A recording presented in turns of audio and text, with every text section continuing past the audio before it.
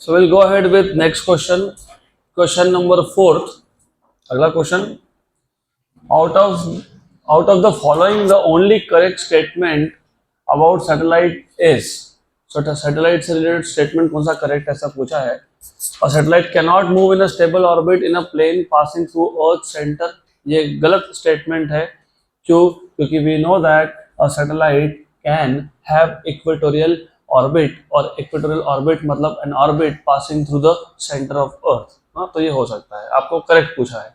Geostationary satellites are launched in the equatorial plane. हाँ, ये सही है. सही है. तो कौन सा सही है? Option B. चलो अगला question. Question number 5th. A planet orbits in an elliptical path of eccentricity E around a massive star considered fixed at one of the foci. So you have a massive star fixed at one of the foci. You know ellipse के दो focus होते हैं and star is at one of the foci. So a planet is orbiting in elliptical path of eccentricity E around a massive star considered fixed at one of the foci.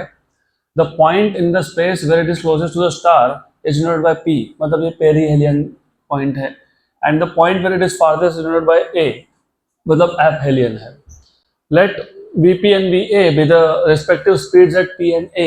तो perihelion पे speed is VP और A पे it is VA. Then वैसे तो मैं ये तुमको directly बता सकता था कि ऑप्शन ए आएगा क्योंकि this is standard formula 1 + E / 1 - E. Good. लेकिन हम डिराइव भी करेंगे with little bit of extra things that you should know.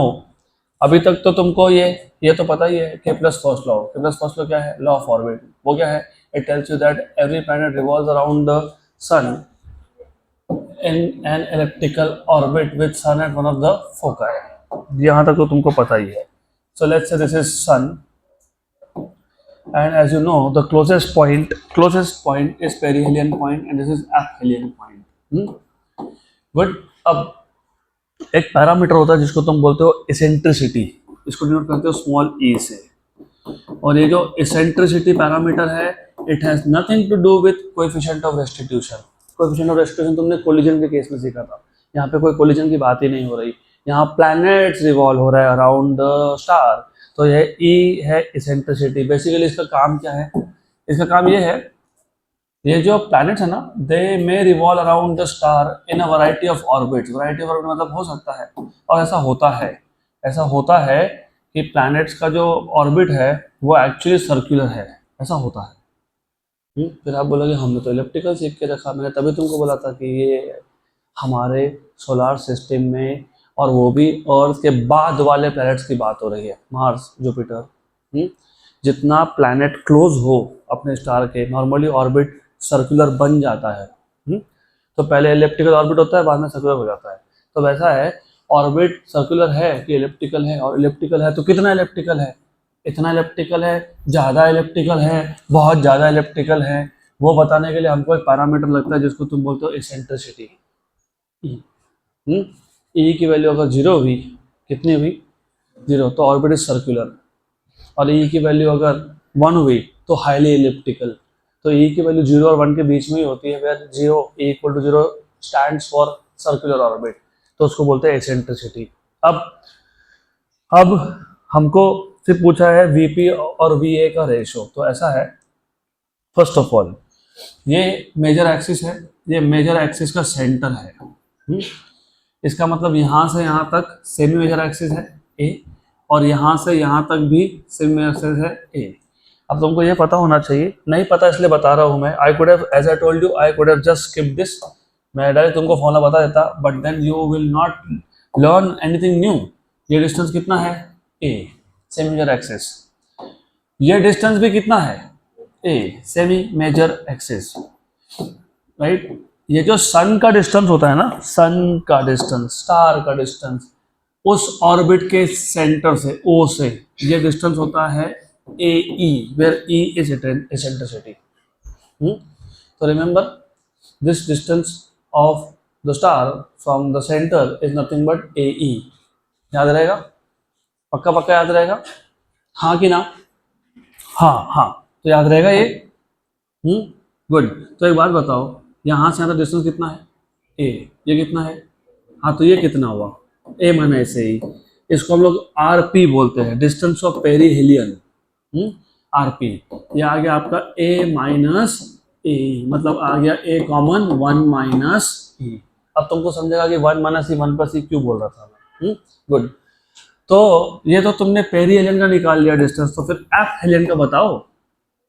A plus ए, तो ये जो एफ हेलियन डिस्टेंस है ना, ये होता है ए प्लस ए, तो ए कॉमन आ गया 1 plus e. Good. Then if you remember, when I say if you remember, मतलब I have already told you, तो इफ यू रिमेंबर मैंने आपको बोला था कि एंगुलर मोशन अगर हो, चाहे वो इलिप्टिकल हो चाहे वो सर्कुलर हो, एंगुलर मोशन में एंगुलर मोमेंटम हमेशा कॉन्जर्व्ड होता है। Angular momentum is always conserved. Angular momentum is conserve का मतलब क्या कि प्लैनेट ए पोजीशन पे हो या पी पे हो, एंगुलर मोमेंटम की वैल्यू सेम होती है, right? So according to conservation of angular momentum, according to conservation of angular momentum, you have angular momentum at p point equal to angular momentum at a point. What is angular momentum का formula? mvr। क्या होता है? mvr। अभी देखो planet का मास तो change होगा नहीं, चाहे वो a पे है चाहे कहाँ पे है, p पे, तो मास तो m है, mvr, लेकिन स्पीड चेंज होता है। हाँ, क्योंकि पेरीहेलियन के पास में the planet moves faster and aphelion पे मूव्स स्लोअर, तो mvp rp, तो mvr, और ये हो जाएगा mva ra, बराबर। mm हो गया, कैंसल कैंसल। तुमको vp बाई va पूछा था कि नहीं? vp by va, vp by va, what is vp by va? RA by RP. अरे VP by VA is RA by RP. Yes or no? Yes. Yes. So what is RA? What is RA? ये distance RA कितना आया? A into 1 plus E upon A into 1 minus E. A हो गया cancel, तो VP by VA क्या आया? 1 plus E upon option A। तो as I told you कि ये जो E है इसकी वैल्यू तुमको बताती है whether the shape of the orbit is circular और elliptical. If E equal to 0 मतलब सर्कुलर ऑर्बिट और E की वैल्यू हाई होगी तो एलिप्टिकल। आइडियली, नॉर्मली, हमेशा ऐसा नहीं होता, नॉर्मली प्लैनेट जितना पास में हो उतना ही एसेंट्रिसिटी का वैल्यू कम होता है। अब सिर्फ बोलने से क्या है, वी विल वेरीफाई ऑल्सो। तो ठीक है, we can verify of course through different sources. तो विकीपीडिया चेक कर लेते हैं, कोई बात नहीं, विकीपीडिया या फिर कोई भी online source. Eccentricities of solar system planets, तो हम अपने सोलर सिस्टम की बात करेंगे ना, हम दूसरा प्लैनेट से क्यों बात करेंगे? तुम जिस सिस्टम में रहते हो उसी की बात कर लो। ये नॉर्मली बोला था मैंने, नॉर्मली मैंने बोला नॉर्मल, उसमें एक्सेप्शंस होते हैं। आई टोल्ड यू मर्क्यूरी का थोड़ा ज़्यादा है, कितना है? 0.205। लुक एट वीनस 0.007, 0.007, तो बहुत बहुत ही एक्सट्रीमली लो वैल्यू है उसका एसेंट्रिसिटी। और का कितना है? 0.017। मार्स का कितना है? 0.093। Jupiter 0.048, Saturn 0.056। तो जितना पास में होता है नॉर्मली उतना कम होता है। तो दिस इज अ वेरिफिकेशन कि eccentricity tells you the shape of orbit. अगला क्वेश्चन, ये क्वेश्चन बहुत सिंपल है अगर तुमको कॉन्सेप्ट पता है तो। A satellite of mass m is orbiting close to the surface of earth. एक सैटेलाइट है जो अर्थ के पास में ऑर्बिटिंग है, मतलब it is performing circular motion. If it is performing circular motion, which velocity? Critical velocity. What is the formula of critical velocity? Under root of gm/r। और उसका kinetic energy कितना दिया है? k। So the kinetic energy of the satellite is k। The corresponding kinetic energy of the satellite to escape from earth gravitational field. अगर उसको अर्थ के gravitational field से escape करवाना है तो कितना काइनेटिक एनर्जी लगने वाला है?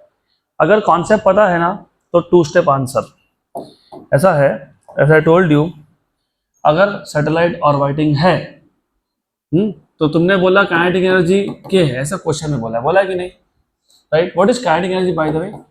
Half m v square, v not square या फिर v c square, where v c stands for critical velocity.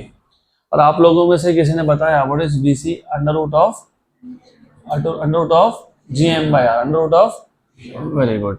चलो ठीक है, एक काम करते हैं, इसको थोड़ा साइड में रखते हैं। तो you told me under root of G m by r, do you remember it was also under root of G r. G m by r को, जी एम को तुमने जी आर स्क्वायर लिखा था, एक आर कैंसल। और you know what is escape velocity? Under root of two G are.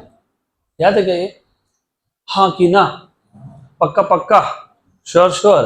तो मैं, अरे ऐसा ही था, under root of two G m by r था, रूट टू को अलग। मुझे हर एक स्टेप क्यों लिखना पड़ रहा है यहाँ पे?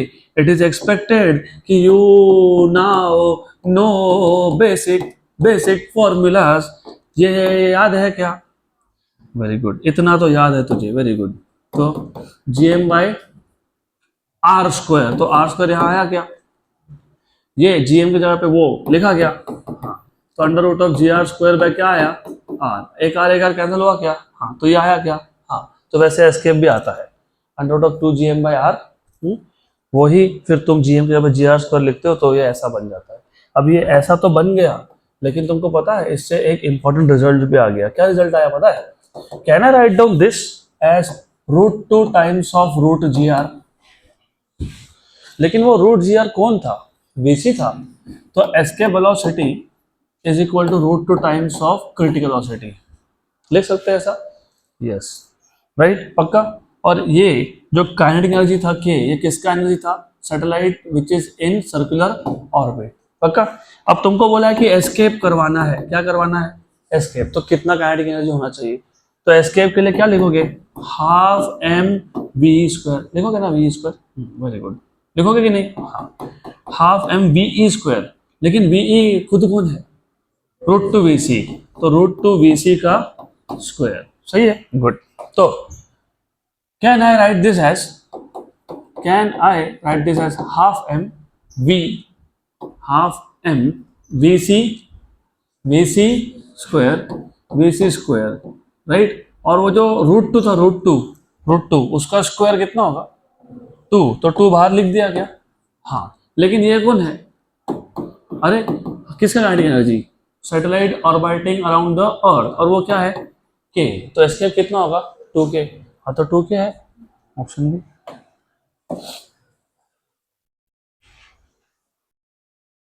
अगला क्वेश्चन, और ये सारे क्वेश्चन बहुत इंपॉर्टेंट टाइप के हैं। नेक्स्ट क्वेश्चन भी बहुत अच्छा क्वेश्चन है और इम्पॉर्टेंट है, तो थोड़ा सा ध्यान देना पड़ेगा तुमको। A projectile is projected with velocity k times of ve in vertically upward direction from ground into space. ve is escape velocity and k is less than 1. If air resistance is considered to be negligible, then the maximum height from the center of the earth to which it can go will be. अब जानबूझ के यहाँ पे तुमको confuse करने के लिए देखो कैसा बोला है। उन्होंने बोला प्रोजेक्टर इज प्रोजेक्टेड, तो तुम सोचो कि ऐसा मोशन, लेकिन ये प्रोजेक्टर इज प्रोजेक्टेड अपवर्ड्स, तो वो प्रोजेक्टाइल का ट्रैजेक्टरी कभी होगा ही नहीं, वो सीधा ऊपर जाएगा, राइट, और सीधा नीचे आएगा, नहीं, वो एस्केप नहीं होगा। क्यों नहीं होगा? सर रीजन है। तो तुमको ये प्रोजेक्टाइल वर्ड यूज करके कंफ्यूज करने का कोशिश किया तुम, क्योंकि क्या हो जाता है ना, हम लोगों ने प्रोजेक्टाइल मोशन जब देखा था तो हमको ट्रैजेक्टरी तो ऐसा याद है, वो वैसा है ही नहीं। बोला है projectile is projected vertically upwards, ऐसा है वो, ऐसा वर्टिकली अपवर्ड्स, राइट। कहाँ से? अर्थ के सरफेस से। तो जो प्रोजेक्टाइल था वो हमने अर्थ के सरफेस से ऊपर की तरफ प्रोजेक्ट किया विद अ स्पीड, तो initial speed k times of ve, where ve is escape velocity. अब देखो जानबूझ के ऐसा ve लिखा, क्योंकि तुम सोचो कि जैसे आपने बोला नहीं गया, क्योंकि k की वैल्यू 1 से कम बोली है, लेस देन 1 बोला ना। अगर k की वैल्यू 1 से कम है तो ये u जो है ये ve से कम है, इसका मतलब एस्केप नहीं हो पाया। अगर k की वैल्यू 1 या ग्रेटर देन 1 होता तो एस्केप होता। तो कैसे क्वेश्चन को ट्विस्ट करते हैं, बोला v एस्केप है लेकिन k की वैल्यू 1 से कम है, 1 से कम है तो ये नंबर v से कम है, मतलब एस्केप तो हुआ नहीं, अब एस्केप हुआ नहीं तो मैक्सिमम हाइट तक जाएगा। तो आगे बोला है if air resistance is considered to be negligible then the maximum maximum height.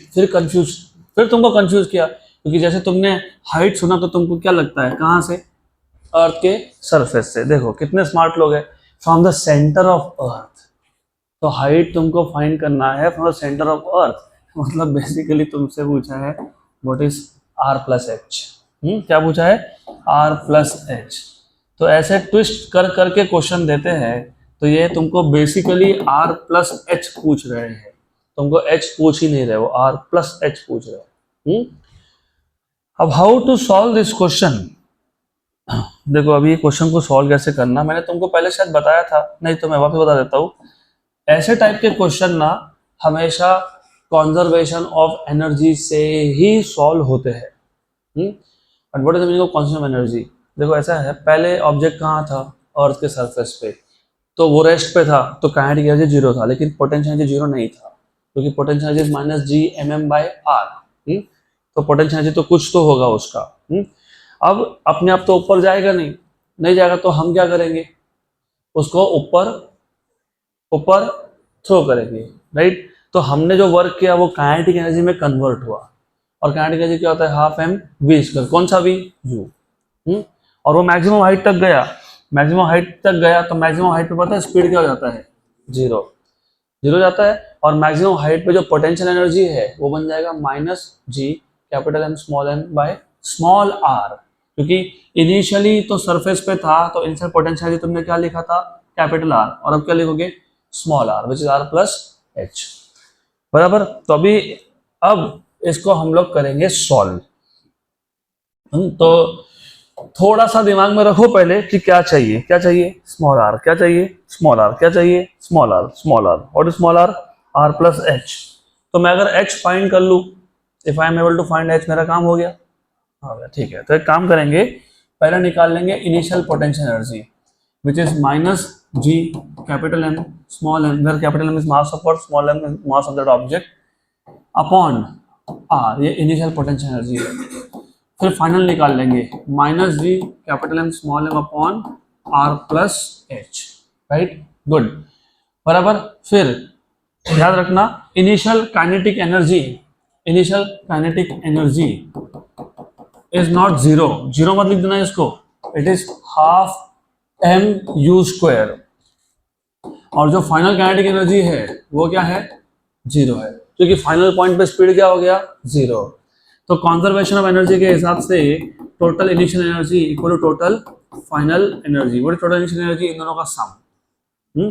तो minus G capital M small m upon are, ये इनिशियल एनर्जी था potential, plus half m u square equal to total final में क्या आएगा, minus G capital M small m upon are plus h, और final energy is zero. पक्का पक्का, sure, good. इसको वहां ले जाते हैं, just take this term to the right hand side, इसको ले जाओ वहां पे। तो ये माइनस का क्या हो गया, प्लस, और ये आ गया half m u square, half m u square, लेकिन यू क्या है, के इंटू वी, तो के इंटू वी ई का स्क्वायर। देखो ये यू स्क्वायर यहाँ पे लिख दिया मैंने, पुट यू इक्वल्स टू के इंटू वी ई, और आंसर वैसे भी इन टर्म्स ऑफ के है तो मुझे के लाना ही पड़ेगा इक्वेशन में, और इसको वहां शिफ्ट कर दिया तो ये आ गया G capital M small m by R, ये नेगेटिव का पॉजिटिव हो गया, minus G capital M small m upon are plus h. पक्का पक्का, गुड गुड। हाफ एम के square v e square equal to, इसमें से G capital M small m common, 1 by R minus 1 by R plus h, small m cancel, ठीक, के square by two v e, what is escape velocity का formula, under root of 2gm by r, उसका square करोगे तो 2gm by capital R. अरे ये पूरा root के अंदर था ना, हाँ तो स्क्वायर कर लिया तो रूट हटा ना, हाँ पक्का, इक्वल टू जी एम, इसको क्रॉस मल्टीप्लाई कर लो, R plus h minus R upon R into are plus h. सही है, okay good. Cancel cancel cancel cancel cancel cancel, हो गया कैंसल कैंसल, हो गया। हाँ अरे ये यार कैंसिल हो ना, हाँ वो तो कैंसिल होगा ही, उसका तो कोई प्रॉब्लम नहीं है। ये भी हो गया कैंसिल, हो गया क्या? यस श्योर, यहां तक क्लियर, पक्का पक्का। तो अभी तुमको यहां से क्या मिल गया, के स्क्वायर इक्वल्स टू क्या मिला, h upon are plus h. Very good. तुमको क्या फाइंड करना था, आर प्लस एच। तो एक काम करें, आर प्लस एच तो फाइंड करना है, लेकिन एक काम करो पहले इसको यहाँ लाओ, तो k square into are plus h into k square, है ना, दोनों से मल्टीप्लाई होगा ना ये। हाँ तो H into k square equals to क्या आ गया, एच। तो अभी इसको वहां शिफ्ट कर दो, कर दिया क्या शिफ्ट, तो क्या हो गया, k square r equal to, ये शिफ्ट हो गया h minus h k square, तो k square r equals to h common 1 minus k square, तो h equals to k square r upon 1 minus k square. यहां तक clear, पक्का। हमको क्या फाइंड करना था, आर प्लस एच, तो r equals to r plus h, क्योंकि हमको सेंटर से पूछा है, तो आर प्लस एच इज के square r upon 1 minus k square. क्या कॉमन निकला, आर कॉमन निकला, वन प्लस के square by 1 minus k square, cross multiply करो जरा, 1 माइनस के स्क्वायर प्लस के square upon 1 minus k square cancel हो गया, तो आर इक्वल्स टू, ये आर बचा 1 माइनस के स्क्वायर बराबर are upon 1 minus k square, r upon 1 minus k square सी। अगला क्वेश्चन,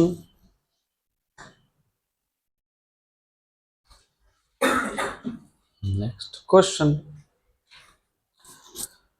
वैसे अब ये इतना सॉल्व किया ही है, तो थोड़ा सा हम ये जो फॉर्मूला है ना, इसको एज अ ट्रिक यूज करना भी सीख लेंगे।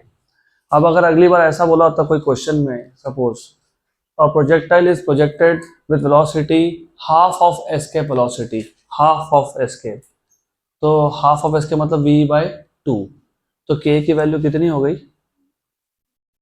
1/2, कितनी हो गई 1/2। और अगर ऐसा पूछ लिया होता कि how far it can go measure from the centre of earth, तो पता है क्या करोगे, ये जो फॉर्मूला है ना, इसमें के की वैल्यू हाफ डालोगे, कितना डालोगे, हाफ, तो हाफ का स्क्वायर कितना 1/4, 1/4 कितना 3/4, 3/4, 4 गया ऊपर, तो 4r/3, 4r/3। तो डायरेक्ट भी तुम कैलकुलेशन कर सकते हो। तो ये पर्पस ये होता है कि सिर्फ तुमने फॉर्मूला डिराइव कर लिया, डिराइव करने से कुछ नहीं होता, डिराइव तो चलो हो ही जाएगा, but you have to basically also think how can we use it as a trick for some other question. अगर कोई और क्वेश्चन आया तो तुमको ये सॉल्व भी यूज करते आना चाहिए, तो you can use this now. और देखो ऐसा है, अगर चलो मान लिया ऐसा बोल दिया होता कि the body is projected with velocity equal to escape velocity, जैसे तुमने बोला एस्केप वेलोसिटी में क्या होगा, एस्केप होगा मतलब वो ऑब्जेक्ट कहाँ चला जाएगा, इन्फिनाइट डिस्टेंस, है ना, बराबर, राइट। तो अगर बोल दिया कि v इक्वल टू वी, तो k की वैल्यू कितनी आ गई, 1, तो यहाँ पे 1 डाल के देखो, है ना, 1 माइनस 1 0, डिनोमिनेटर 0, तो डिस्टेंस कितना इन्फिनिटी, तो हो गया वो एस्केप। गुड। चलो जितना k का वैल्यू 1 के पास में होगा, मतलब less than 1 but near to 1, उतना ही डिस्टेंस बढ़ते जाएगा। नेक्स्ट क्वेश्चन, ये भी अच्छा क्वेश्चन है, good question, and probably answer given in your books is wrong, probably, let us see. A small asteroid, you know what is asteroid? Asteroid are small stones which are basically roaming in the solar system. और वैसे ही asteroid की वजह से ऐसा theory है, क्योंकि dinosaur उनकी वजह से गए, क्योंकि एस्ट्रॉइड आके अर्थ को हिट कर दिया, and 90% of the life was wiped out from the earth. और हम भी एक्सपेक्ट कर रहे हैं, हम मतलब ह्यूमन रेस, हम मतलब हम नहीं, 25-30 साल में नहीं होगा वो, हम ऐसा एक्सपेक्ट कर रहे हैं कि शायद 300-400 साल में एक और एस्टेरॉइड आके हिट कर दे और हम भी खत्म हो जाए, पता नहीं, देखे, होपफुली वी डोंट. तो a small asteroid is orbiting around the sun in a circular orbit of radius r0 and speed v0. तो चक्कर कौन काट रहा है? एस्टेरॉइड काट रहा है. किसके चक्कर काट रहा है? सन के चक्कर काट रहा है.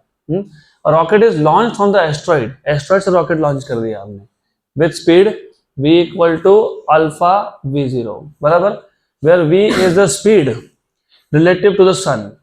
ये जो v है ये स्पीड किसका है? रॉकेट का है, relative to the sun. Good. The highest value of alpha for which the rocket will remain bound to the solar system is. तो मैक्सिमम वैल्यू ऑफ अल्फा क्या हो सकती है? So that what? Rocket remains bound to the solar system. मतलब जो rocket है वो solar system के बाहर नहीं गया, सोलर सिस्टम में ही है. बाउंड मतलब अट्रैक्टिव फोर्सेस, क्योंकि अगर रॉकेट जाने की कोशिश करेगा भी तो कौन अट्रैक्ट करने वाला है उसको? सन. गुड. वैसे हम लोगों ने ऑलरेडी ऐसा किया है. हमने एस्टेरॉइड पे रोबोट भेजा, वहां से सैंपल उठाया और वापस लाया. तो ये प्रैक्टिकल सिचुएशन है, it is not a theoretical question only. Now we have been successful in doing this. हम लोगों ने सैंपल्स कलेक्ट करके लाए वहां से. रोबोट भेजे, वो लैंड हुआ, सैंपल उठाए, वापस आया. गुड. तो अब पहले तो तुमको ये पता होना चाहिए, मैंने आपको बताया था, मैं वापस एक बार पूछ ही लेता हूँ. बाउंड सिस्टम में पोटेंशियल एनर्जी और टोटल एनर्जी क्या आता है? पॉजिटिव कि नेगेटिव. जहां फोर्सेस अट्रैक्टिव हो वहां पे पोटेंशियल एनर्जी की वैल्यू नेगेटिव आती है. तो कब से बोल रहे हैं -g, कब से लिख भी रहे हो. तो यहाँ पोटेंशियल एनर्जी माइनस क्यों लिखा? बाउंड सिस्टम था, तो जहां पे फोर्सेस अट्रैक्टिव हो वहां पे पोटेंशियल एनर्जी, टोटल एनर्जी क्या होती है? नेगेटिव. अभी याद रखना. अब इसको सॉल्व, अगर वो नहीं पता तो क्वेश्चन नहीं सॉल्व होगा तुम्हारा. If you do not know that, गए, क्वेश्चन नहीं सॉल्व होगा. तो this is sun. Then you have an asteroid. मान लेते हैं कि एस्टेरॉइड है which is revolving around the sun in circular orbit. So let us imagine this is an asteroid which is revolving in circular orbit around sun with radius of r0. Radius of r0 मतलब basically orbital radius की बात चल रही है. ये this is r0. Good. अब इस पे से हमने एक रॉकेट को लॉन्च कर दिया. तो हम इसने यहाँ से एक रॉकेट लॉन्च कर दिया with some speed v. और v क्या है? अल्फा v0 है. और v0 क्या है?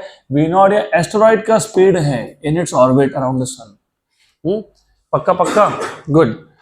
तो ऐसा बोला है कि रॉकेट जो है वो सोलर सिस्टम के साथ बाउंड रहना चाहिए. मतलब वो सोलर सिस्टम छोड़ के नहीं जाना चाहिए. मतलब वो अट्रैक्टिव फोर्सेस के अंडर है. मतलब उसका टोटल एनर्जी नेगेटिव आएगा. क्या आएगा? Very good. टोटल एनर्जी क्या आएगा? नेगेटिव. तो ऐसा सोचना पड़ेगा आपको. अगर यही नहीं पता कि बाउंड सिस्टम का टोटल एनर्जी नेगेटिव आता है तो ये क्वेश्चन सॉल्व ही नहीं होने वाला. What is the meaning of negative? Less than zero. तो रिमेंबर व्हेन यू से फॉर अ बाउंड सिस्टम, तो for a bound system the total energy should be negative, which means that the total energy should be less than zero. Less than zero. तुम चाहो तो equal to zero ले सकते हो, लेकिन positive नहीं होना चाहिए. It can not be positive. Positive हुआ मतलब गया. तो अभी टोटल एनर्जी कैसे फाइंड करेंगे? अब टोटल एनर्जी कैसे फाइंड करेंगे? तो यहाँ पे पहली बात ये है, एस्टेरॉइड मोशन में है तो एस्टेरॉइड के पास क्या है? काइनेटिक एनर्जी है. राइट, बराबर. तो जब तुम टोटल एनर्जी बोलते हो पूरे सिस्टम का energy, total energy of asteroid plus asteroid पे से जो तुमने लॉन्च किया, क्या लॉन्च किया? रॉकेट. तो energy of rocket is less than equal to zero. अब ये सोचो कि एस्टेरॉइड के पास कितना एनर्जी है? एस्टेरॉइड मोशन में है क्या? सर्कुलर मोशन में है ना. हाँ, तो उसके पास हाफ mv² है. लेकिन कौन सा v? v0, क्योंकि वो v0 स्पीड बताया था एस्टेरॉइड का. देन ये एस्टेरॉइड सन के फील्ड में है, तो सन और एस्टेरॉइड का मिल के पोटेंशियल एनर्जी है. जैसे तुमने अभी यहाँ लिखा, तुमने यहाँ पे ये क्या लिखा? ये -gmm/, ये कैपिटल एम कौन था? Mass of earth. Small m कौन था? मास ऑफ ऑब्जेक्ट, क्योंकि वो ऑब्जेक्ट अर्थ के फील्ड में था, तो क्या लिखा तुमने? मास of earth into mass of object. यहाँ पे एस्टेरॉइड ऑब्जेक्ट जैसा है और ये सन अर्थ जैसा है, तो क्या आएगा? पोटेंशियल एनर्जी क्या आएगा? Minus G mass of sun into mass of asteroid. तो मास ऑफ एस्टेरॉइड को मैं स्मॉल एम बोल देता हूँ अपॉन आर। कौन सा आर? Small r. Orbit radius. यहाँ तक क्लियर? ये हो गया एस्टेरॉइड का। What about rocket? रॉकेट को तो हमने लॉन्च किया ना, कहाँ से लॉन्च किया? एस्टेरॉइड के सरफेस से, तो उसका सिर्फ काइनेटिक एनर्जी होगा ना फिर हाफ एम। अभी हो जाएगी गड़बड़ इधर, ये एम तो एस्टेरॉइड का मास था, तो रॉकेट का मास तो कुछ देखना पड़ेगा हमको, रॉकेट के मास को कुछ और बोल देते हैं, समथिंग लेट अस से एम डैश। और एम डैश इंटू क्या? वी स्क्वायर इक्वल टू क्या? 0। पक्का? Good sure. अब इसको सॉल्व करना पड़ेगा आपको। और ये वी क्या है? ये वी क्या है? Alpha v not. तो ये आ जाएगा आपका, this is half m v not square minus G capital M small m upon are plus half m dash v square. What is v? Alpha v not. क्या आएगा वो? अल्फा। तो alpha square v not square is less than और equal to 0। Good, यहां तक आ गए? अब बताओ क्या करेंगे। देखो मैंने ना, what you should do here is, यहां तक सब कुछ ठीक है, कोई प्रॉब्लम नहीं है, सब everything is going good here. सिर्फ प्रॉब्लम क्या है, you have to always think कि प्रॉब्लम कहाँ आएगा सॉल्व करने में। तुमको अल्फा की वैल्यू चाहिए। अब प्रॉब्लम आएगा कहाँ पे? प्रॉब्लम आएगा कि हमारे पास मास ऑफ रॉकेट की वैल्यू दी नहीं है। दी है एक्चुअली, अगर तुमने क्वेश्चन ढंग से पढ़ा होगा तो। और स्मॉल एस्टेरॉइड उस पे एक रॉकेट है। जब ऐसा होता है तो याद रखना, एस्टेरॉइड और रॉकेट दोनों का मास सेम लेना पड़ता है, क्योंकि रॉकेट भी स्मॉल है, एस्टेरॉइड भी स्मॉल है, तब जाके क्वेश्चन सॉल्व होगा। नहीं तो क्वेश्चन सॉल्व ही नहीं होने वाला। तो let m dash equal to m, that is mass of rocket and mass of asteroid are same.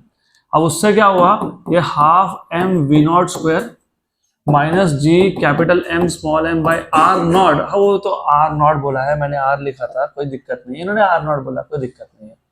You want to write down r, that is okay, right? Plus half m dash को क्या लिखोगे? m alpha square v not square less than equal to 0। ये जो पहला term है और जो तीसरा टर्म है, क्या कॉमन निकलेगा? Very good. तो half m v not square आ गया कॉमन, तो क्या बचा इधर? 1, और इधर क्या आया? अल्फा स्क्वायर लेस देन और इक्वल टू, ये माइनस वाला टर्म कहाँ गया? वहां पे गया, तो प्लस हो गया G M m by r naught. सही है। अब इसमें से ना मास m और m हो गया कैंसल। अब did you also read the question very carefully? If yes you have your answer, if no ढूंढते रहो। क्या है ये? सर्कुलर ऑर्बिट अगर हो तो वेलोसिटी कौन सा होता है?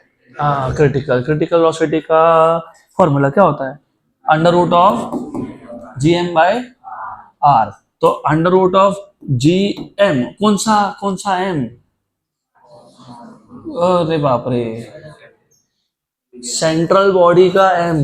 अगर सैटेलाइट रिवॉल्व हो रहा है अराउंड अर्थ तो अर्थ का मास, एस्ट्रॉइड रिवॉल्व हो रहा है तो सन का मास, तो बाय आर। इसका रूट होता है ना, रूट, और उसका क्या कर दिया हमने? स्क्वायर। तो रूट गायब हो गया क्या?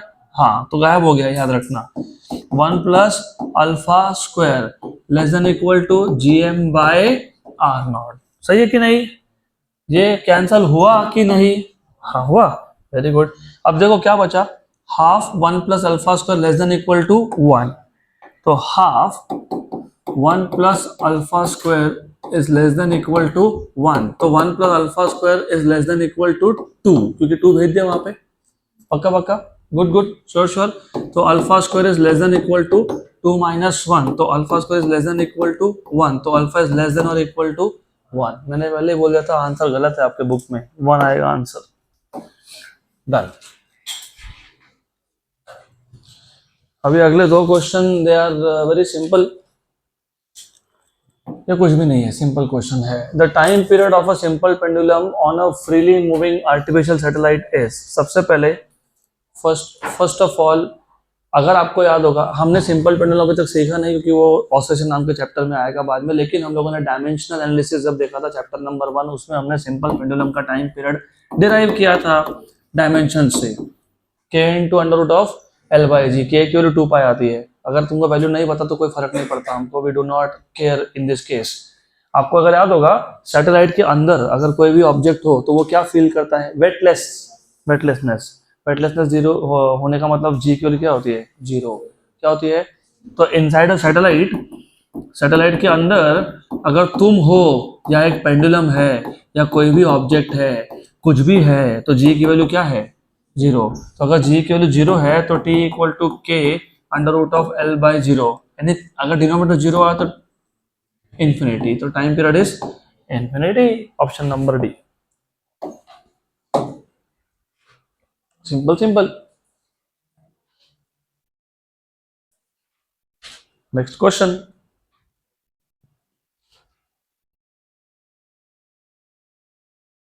अगला क्वेश्चन,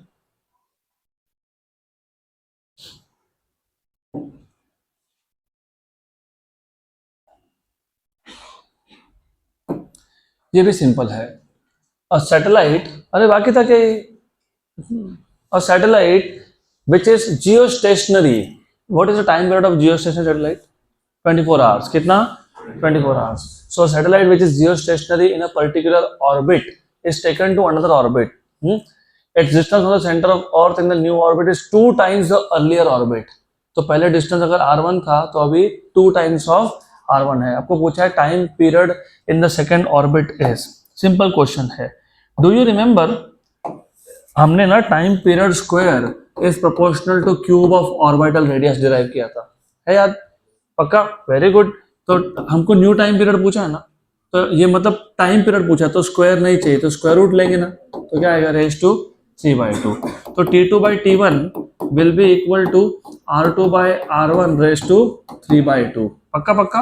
तो T2 by T1 equal to R2, ये डबल है, 2 टाइम्स ऑफ R1 है, क्वेश्चन में बोला है। तो it is 2R1 upon R1 raise to 3/2। तो R1 हो गया कैंसल। 2 का क्यूब 8 का रूट 2 कितना? 2√2। तो T2 by T1 equal to 2√2। तो T2 equals to 2 times of T1 into √2। कुछ नहीं, सिर्फ T1 से मल्टीप्लाई किया। What is T1? 24 आवर्स। तो कितना हो गया आंसर? 48√2। 48√2 आवर। अभी देखो, अगर मैं एग्जामिनर होता ना तो मैं ऐसा क्वेश्चन तो नहीं पूछता। मैं पूछता what is the percentage increase in the time period. What is the percentage increase in the time period. अब वो कैसे करना, चलो इस क्वेश्चन को मॉडिफाई करते हैं। अभी what is the percentage increase in the time period अगर तुमको चाहिए और तुमने ऑलरेडी ये फाइंड किया तो यहां से आगे भी सॉल्व होगा, नहीं तो अगर तुम स्टार्ट से करोगे तो भी सॉल्व होगा। तो एक एक्स्ट्रा क्वेश्चन कर लेते हैं।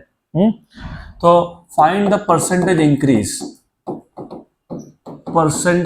Increase in the time period, और एक्चुअली प्रिपरेशन ऐसा ही होता है, जब तुम क्वेश्चन सॉल्व करते हो और उसके बाद फिर तुम खुद ही सोचते हो कि इसमें और क्या क्या पूछ सकते हैं, इसमें क्या क्या चेंज हो सकता है। तो रिमेंबर, फिजिक्स में always remember, always and always percentage increase in any physical quantity is final value minus initial value upon initial value into 100। इसका मतलब मैं लिख सकता हूँ final value upon initial value -1, क्योंकि इनिशियल कैंसिल हो गया, इनटू 100। मतलब मुझे क्या फाइंड करना था? T2 by T1। और वो T2 by T1 तो तुमने यहाँ से करके रखा है। 2 रेज टू 3/2 मतलब कितना? 2√2 बराबर। तो ये 2√2 है ही तुम्हारे पास, -1 इंटू 100। अब ये √2 होता है 1.414। 1.414 को 2 से मल्टीप्लाई कर लिया तो 2.828। तो 2.828 में से 1 माइनस कर लिया तो 1.828 इंटू 100, तो कितना हो गया 182% increase in the time period. 182% is the increase in the time period. और वैसा हुआ भी, क्योंकि पहले सिर्फ 24 आवर्स लगते थे, अभी ये 48√2 आवर्स, 48√2 आवर्स, तो बराबर है. Next question. ये केपलर्स लॉ के जितने भी क्वेश्चन है, 5-6 ही है, ये सबके सब तुमको खुद को करने हैं असाइनमेंट, क्योंकि सब थ्योरी है ये. तो I will be very happy that you should do this type of questions. कुछ नहीं है, इट इज ऑल सिंपल. तो अभी we will jump to NEET के पीवाईक्यू.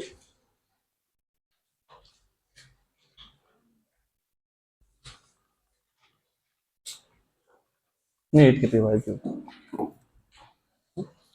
तो पहला क्वेश्चन,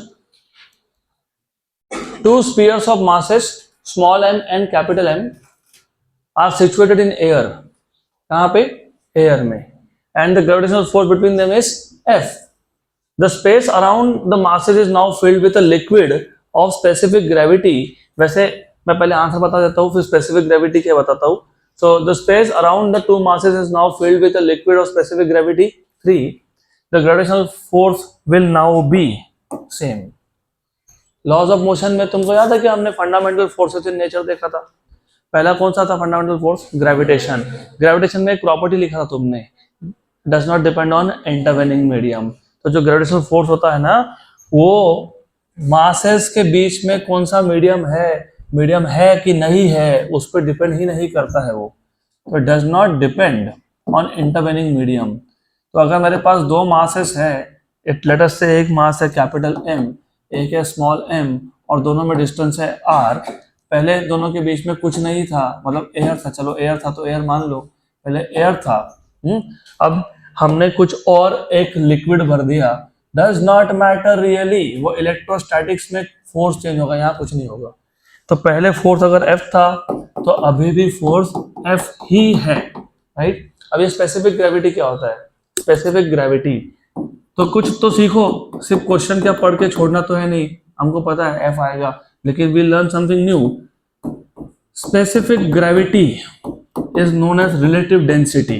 क्या होता है ये? Relative density. And relative density is density of the material with respect to density of water. Right. तो नॉर्मली क्या है, चलो थोड़ा और समझा देता हूँ, कोई बात नहीं. What is density of water? वो है, जब तुम आंसर देते हो ना फिजिक्स क्लासेस में, यूनिट्स के साथ बताया करो. वन क्या वन लाइट ईयर? नहीं तो क्या? 1 ग्राम पर क्यूबिक सेंटीमीटर. अभी मेरे को ऐसा लग रहा है कि मुझे ऐसा लग नहीं रहा है, आई एम वेरी श्योर कि तुमको डेंसिटी का फिजिकल मतलब ही नहीं पता. How do you define density? Mass upon volume. तो पहले तो अब ये समझ लो, अगर मैं 1 metre by 1 metre by 1 metre का बॉक्स लेता हूँ, मतलब क्यूब लेता हूँ, जिसका लेंथ ब्रेथ हाइट सब क्या है 1 मीटर. 1 मीटर, सेंटीमीटर नहीं बोल रहा मैं, 1 मीटर. उसको मैंने कंप्लीटली पानी से भर दिया, कंप्लीटली फुल्ली, तो पूरा 1000 किलोग्राम पानी जाएगा. इसलिए density is 1000 kilogram per metre cube.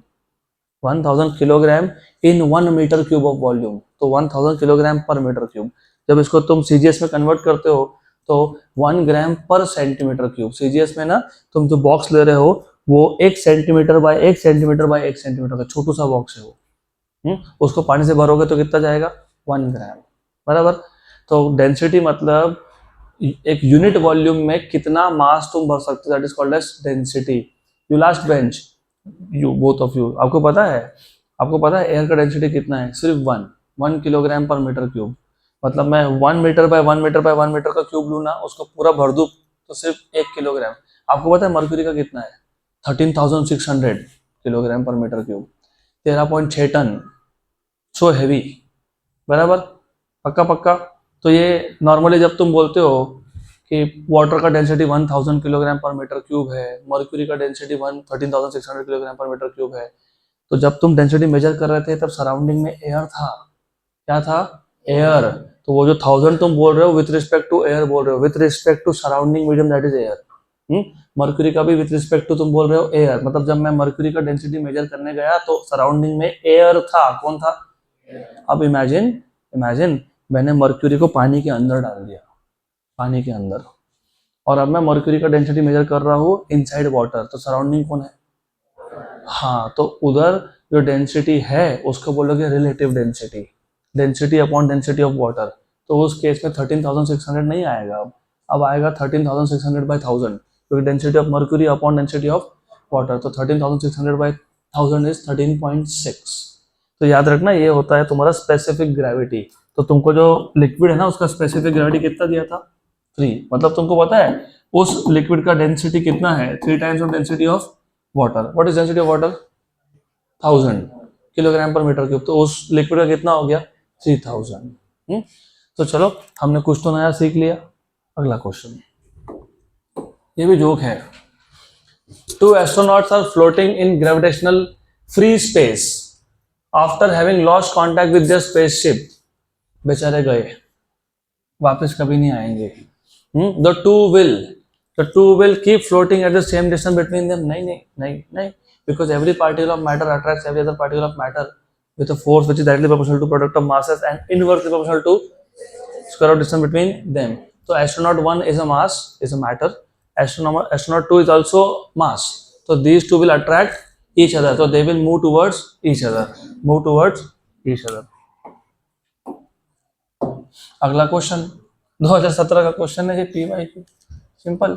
ये क्वेश्चन मैं नहीं लेने वाला हूँ। क्यों नहीं लेने वाला पता है? तुमको पता है क्योंकि ये motion in a straight line, motion in 1D में हमने ऑलरेडी सॉल्व किया है। ये ऑलरेडी सॉल्व क्वेश्चन है, ऑप्शन नंबर C आता है इसका। अगला question,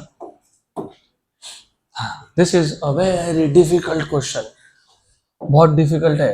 a spherical planet has a mass mp and diameter dp। this dp is diameter of planet, not display pic that you put on your Instagram or WhatsApp। a particle of mass m falling freely near the surface of this planet। इस planet के surface के पास में एक mass है m which is falling freely will experience an acceleration due to gravity equal to। तो मुझे जरा बताओ ये acceleration due to gravity का फॉर्मूला क्या था? gm by अरे रे r square, gmp by rp square। तो gmp what is radius in terms of diameter? d by 2 का स्क्वायर, 2 स्क्वायर ऊपर गया क्या ऊपर? तो 4gmp by dp स्क्वायर। देखो कितना डिफिकल्ट था, है ना? बताओ आंसर क्या है? चलो अगला क्वेश्चन, तो ये सिंपल से क्वेश्चंस है। नेक्स्ट क्वेश्चन ये भी सिंपल है। द हाइट एट विच, मतलब altitude, the height at which the weight of a body becomes 1/16 weight on the surface of earth. कितनी हाइट पे weight of the body becomes 1/16 compare to surface of earth? What is weight? mg। तो mgh equals to mg by 16। तो हमने ये solve किया है, if you of course remember क्या solve किया है, हुआ है सॉल्व। चलो ठीक है, नहीं याद तो कोई बात नहीं। तो gh की वैल्यू कितनी आ गई? g by 16। अब एक बात बताओ, सिर्फ 1/16 वेट बाकी रह गया, मतलब वेट बहुत कम हो गया कि नहीं?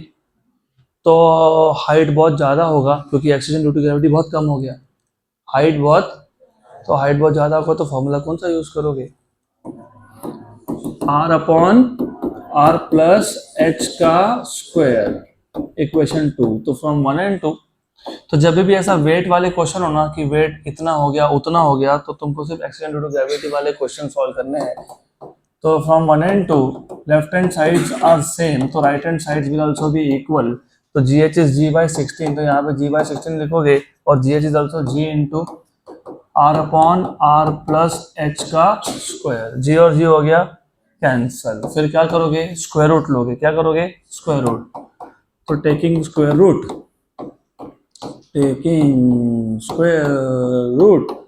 1/16 का स्क्वायर रूट तो कितना होता है?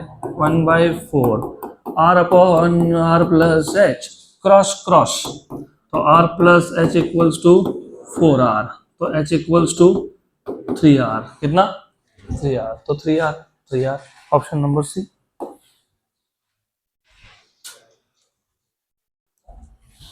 चलो अगला question, next question,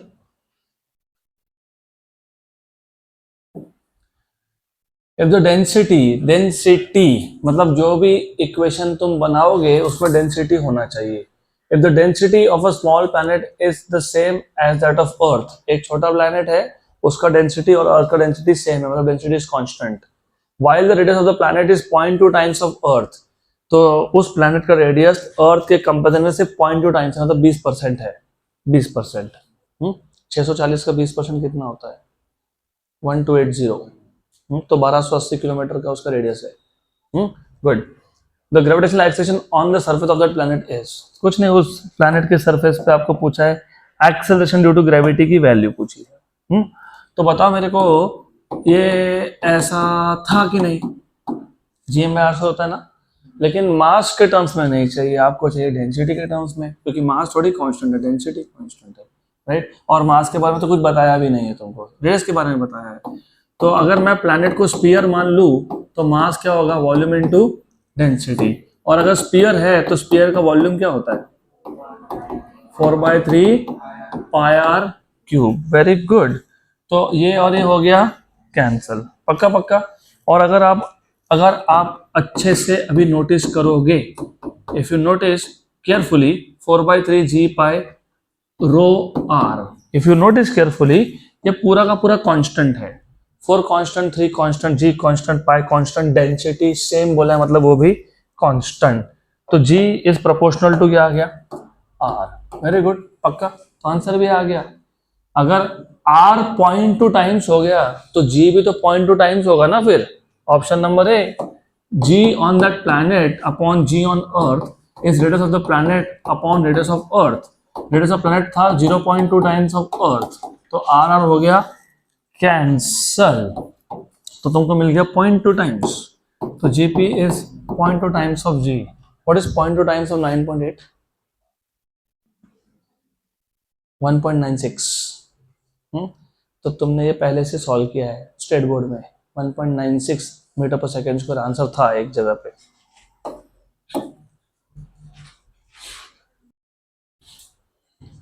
quick quick quick quick quick. Next question. अभी अगला क्वेश्चन जो है उसमें यही फॉर्मूला वापस यूज करना है, तो अभी मैं वापस डिराइव नहीं करूंगा, मैं सीधा यहाँ से स्टार्ट करूंगा। तो देखो क्वेश्चन देखो क्या है, the density of a newly discovered planet is twice that of earth. तो density is twice that of earth, मतलब रॉकी प्लैनेट है, क्योंकि हम खुद ही, हमारा अर्थ रॉकी है और डेंसिटी डबल है तो रॉकी है। पता है ना 3 टाइप के प्लैनेट्स होते हैं। Good. The acceleration due to gravity on the surface of the planet is equal to that at the surface of Earth। मतलब acceleration due to gravity same है planet के surface पे और Earth के surface पे। If the radius of Earth is r, the radius of the planet would be। तो अभी क्या है, ये जो हमने अभी पिछले क्वेश्चन में देखा था, g equal to 4/3 capital G pi r rho, देखा था ना ऐसा। अब थोड़ा इसी को हम लोग मॉडिफाई करते हैं। रो की इंफॉर्मेशन दी है ट्वाइस और आर की इंफॉर्मेशन पूछी है, तो एक काम करेंगे, इसी को थोड़ा सा मॉडिफाई कर लेते हैं, थोड़ा सा, कुछ नहीं, ये जी को उठाया यहां रखा और ये रो को उठाया यहां रखा, और वो रो क्या हो जाएगा, अरे मल्टीप्लाई कैसे, डिवाइड होगा ना, क्या होगा, डिवाइड। ये रो यहां जाएगा तो डिवाइड होगा और जी भी डिवाइड होगा, हुआ कि नहीं।